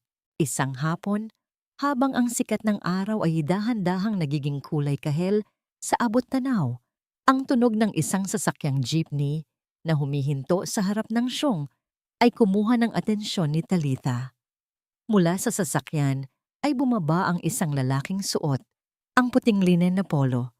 Bit-bit ang isang tumpok ng mga legal na dokumento at isang maliit na bungkos ng mga bulaklak ng kalyasuchi. Si Rafael ay naglalakad nang may tiyak na hakbang patungo sa kanya. Ang kanyang mga mata ay nagniningning sa tuwa nang makita si Talitha. Simula nang lumipat ang abogado sa isla upang magbukas ng isang libreng legal clinic para sa mga mahihirap, ang bawat hapon ni Talitha ay naging mas makulay at puno ng mga makabuluhang usapan. "Looks like everyone's busy today, ah?" Nakangiting sabi ni Rafael habang inilalapag ang mga bulaklak sa ibabaw ng lamesa ni Talitha. "I've finished the registration for the cooperative. Officially, Ang Linas Haven ay pag-aari na ng lahat ng mga babaeng nagtatrabaho rito. Ang balitang ito ay nagdulot ng isang matinding kagalakan sa puso ni Talitha. Ang yaman na dati ay naging mitya ng kanyang kamatayan ay dahan-dahan na niyang naibabalik sa komunidad na ginagamit upang magbigay ng lakas sa iba. Naupo silang dalawa sa banig na nakalatag sa balkonahe ng siyong, kaharap ang malawak na asul na karagatan. Habang humihigop ng mainit na kape, ang katahimikan sa pagitan nila ay hindi na nakakabingi. Ito ay isang uri ng katahimikan na puno ng pagtitiwala at kapayapaan. Talitha, I've been thinking. Simula ni Rafael, ang kanyang boses ay tila isang malambot na himig sa gitna ng huni ng mga ibon. I'm planning to stay here for good. Mas marami akong natutulungan dito at mas payapa ang puso ko kapag malapit ako sa dagat. At sa'yo. Tumingin si Talitha sa malayo. Pinapanood ang mga mangingisda na dahan-dahang ibinababa ang kanilang mga lambat sa tubig. Ang kanyang puso ay tumibok nang may kaunting bilis. Isang pakiramdam na tila ba ang mga tuyong sanga ng kanyang damdamin ay nagsisimulang magkaroon ng mga bagong usbong. Hindi siya sumagot agad. Sa halip ay dahan-dahan niyang inabot ang kamay ni Rafael. Ang magaspang na balat ni Talitha ay pumatong sa malambot na palad ng abogado. Sa unang pagkakataon, sa loob ng maraming taon, hindi binawi ni Talitha ang kanyang kamay. Hinayaan niyang maramdaman ang init at ang pangako ng isang kinabukasan na hindi na kailangang dumaan sa dilim. Salamat, Rafael. Salamat sa hindi pagsuko sa akin. Pabulong na sabi ni Talitha. Ang hangin ay humahaplos sa kanyang maikling buhok at sa ilalim ng maliwanag na liwanag ng papalubog na araw, ang bawat peklat sa kanyang mukha ay tila nagniningning na parang ginto. Wala na ang bandana, wala na ang maskara. Ang babaeng itinapon sa dagat ay tuluyan ng pinalitan ng isang reyna ng sarili niyang tadhana. Habang ang gabi ay dahan-dahang lumalapit, ang tanging katanungang naiwan sa hangin ay kung hanggang saan aabot ang lakas ng isang pusong muling natutong magmahal matapos ang lahat ng pagkawasak. Ang bawat tahi sa telang puti na hawak ni Talitha ay tila isang huling tuldok sa mahaba at masalimuot na kabanata ng kanyang buhay. Lumipas ang ilang taon at ang Linas Haven ay hindi na lamang isang maliit na huwangmay. Ito ay naging isang komunidad, isang tahanan para sa mga pusong sugatan na pilit bumabangon mula sa kani-kanilang mga unos. Ang tunog ng mga makina na sumasabay sa banayad na hampas ng alon sa pampang ay naging pamilyar na himig ng tagumpay at pag-asa. Sa bawat sulok ng gusali, makikita ang mga ngiti na dati ay binalot ng takot at maririnig ang mga kwentong dati ay pilit na ibinaon sa limot. Ang mga peklat sa mukha at kamay ni Talitha ay hindi na mga tanda ng kapangitan na dapat ikahiya. Sa ilalim ng maliwanag na sikat ng araw sa Guimaras, ang bawat marka sa kanyang balat ay tila mga gintong burda ng isang mandirigmang nagwagi sa laban. Kapag tinatanong siya ng mga bagong mananahi tungkol sa kanyang mga sugat, ang tanging isinasagot ni Talitha ay isang matamis na ngangiti at ang mga salitang, "Ang mga ito, ang aking mga tatak ng katapangan." Sila ang nagpapaalala sa akin na hindi ako napatay ng dagat, kundi muli akong isinilang nito. Wala na ang bandana, wala na ang maskara. Ang kanyang buong pagkatao ay nakalantad sa mundo ng may buong dangal. Malayo sa katahimikan ng isla, ang pangalang Fuentebella ay tuluyan ng nabaon sa dumi ng kasaysayan. Si Doña Salvacion ay pumanaw na mag-isa sa loob ng isang silid na walang bintana. Bitbit ang hiyana, hindi niya kailanman naisuko. Sina Alejandro at Carmi ay nananatiling anino sa loob ng madidilim na rehas, kung saan ang bawat araw ay isang panunumbat ng kanilang sariling budhi. Ang yaman na kailanman ay hindi nila naging pag-aari ay naglaho na at ang tanging natira sa kanila ay ang nakabibinging katahimikan ng paglimot ng mundo. Ang katarungan ay hindi lamang dumating sa anyo ng batas, kundi sa anyo ng kapayapaang tinatamasa ngayon ni Taltha. Sa paglubog ng araw, dahan-dahang lumabas si Talitha patungo sa dalampasigan. Doon ay naghihintay si Rafael, ang lalaking naging angkla niya sa gitna ng nagngangalit na alon. Walang engrandeng seremonya, walang marangyang trahe de boda. Tanging ang kanilang mga kamay na magkahawak at ang kanilang mga pusong nagkakaintindihan. Ang pag-ibig ni Rafael ay hindi naghahanap ng perpektong mukha, kundi isang matapang na kaluluwa. Sa bawat pagdampi ng kanilang mga palad, nararamdaman ni Talita ang tunay na kahulugan ng salitang tahanan. Isang tahanang hindi gawa sa bato at ginto, kundi gawa sa respeto, katapatan at paghilom. Sa huling sandali ng dapit hapon, tiningnan ni Talita ang malawak na asul na karagatan, ang dambuhalang saksi ng kanyang muling pagsilang. Ang bawat patak ng alat na dati ay pumatay sa kanya ay naging matamis na alaala ng kanyang lakas. Ang aral na iniwan ng kanyang paglalakbay ay malinaw na tila kristal. Ang halaga ng isang babae ay hindi nasusukat sa dami ng kanyang tiniis o sa kinis ng kanyang balat, kundi sa lakas niyang bumangon mula sa kailaliman at sa tapang niyang mahalin muli ang kanyang sarili matapos ang lahat ng pagkawasak.